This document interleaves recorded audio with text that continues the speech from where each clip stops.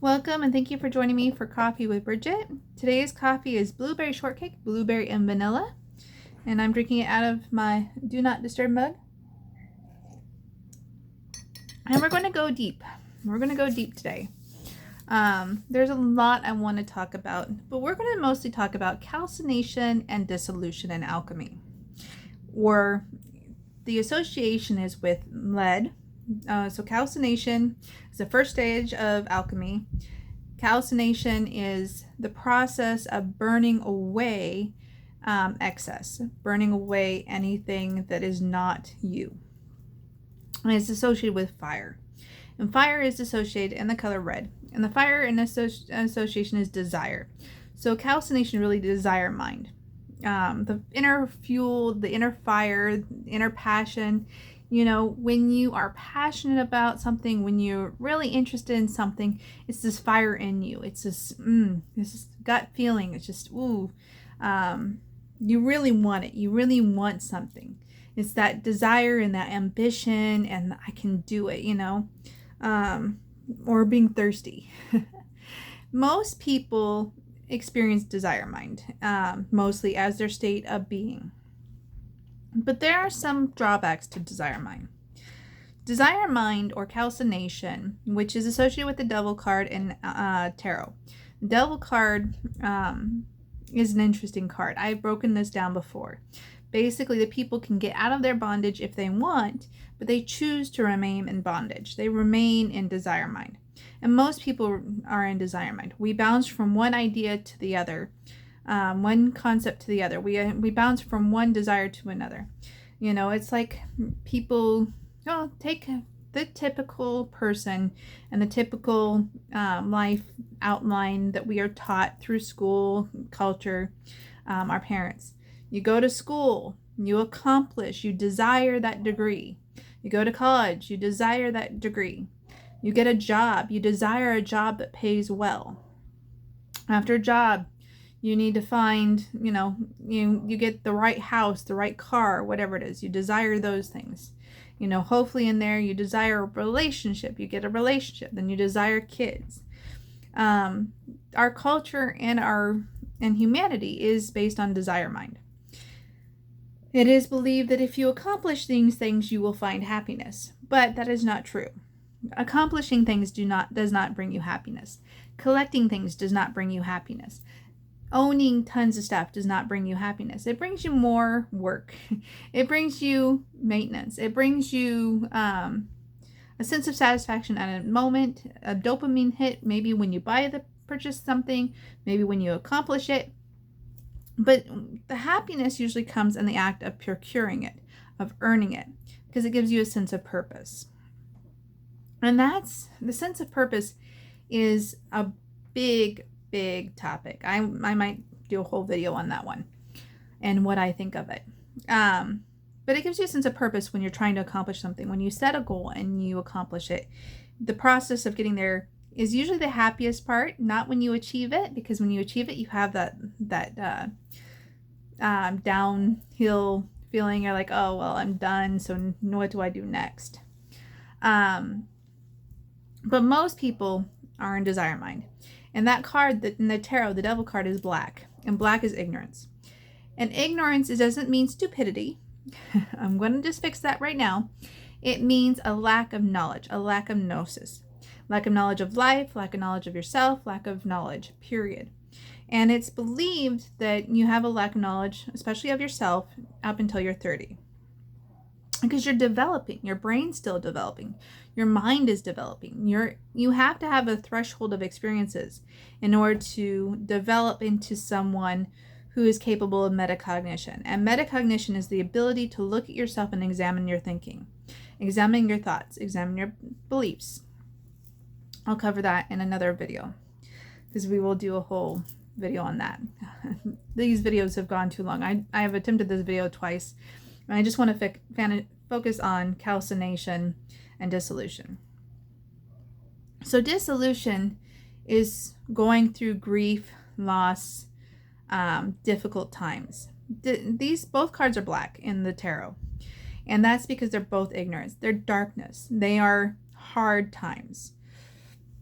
And most of us, life is a struggle. Life is suffering. You know, you are born, and the moment you are born, you begin to die. It is not easy to be alive. It is not an easy process. There is darkness in this world, but the darkness is just ignorance. It's just a lack of light. It is not evil. It is not inherently evil. I personally love the villains. Villains are usually more motivated and deeper characters than the heroes. They have deeper issues. They're more complex. So I love a well-developed villain, a villain that has a purpose behind them. And, you know, in the villain's eyes, they're not the bad guy. They're trying to right a wrong. They're searching for justice, just in their own way. Or they're trying to fix the world in their own way. Oftentimes in a way that steps on other people's freedom and therefore makes them evil. And there's a big difference between darkness and villain and evil. But I'm not going to get into that right now. Kind of hinted at it. But darkness is just ignorance. It's a lack of light. Suffering is an opportunity. I know people probably don't want to hear that. Suffering sucks. I understand being a victim. You can choose to be a victim.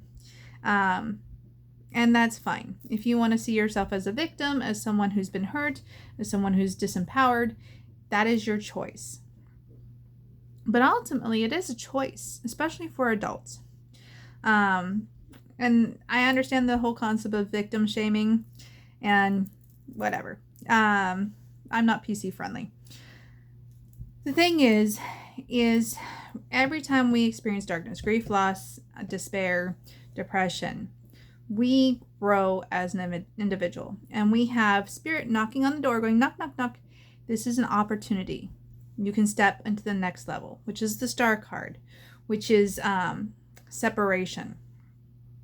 And the thing is that most people don't take that as a catalyst. Spirit offers it as a catalyst. The natural world offers it as a catalyst, a tool for self-development. We can choose the light of gnosis, of self-knowledge, of awakening, of awareness, of learning about ourselves, of learning about our inner mind. Or we can choose to remain in the darkness and desire mind and debates and fighting and battling, trying to force our will on others. And there's no problem. I have no problem with people who choose to continue to be in the darkness. That is a choice. And it's totally valid. It is, our culture is dependent on it. Like I said, our culture is very desire mind driven. But it is in our darkness when we step up to the plate, when we start using metacognition, when we start questioning, when we go on the quest for spiritual truth, when we want true sustenance, true answers, when we seek knowledge.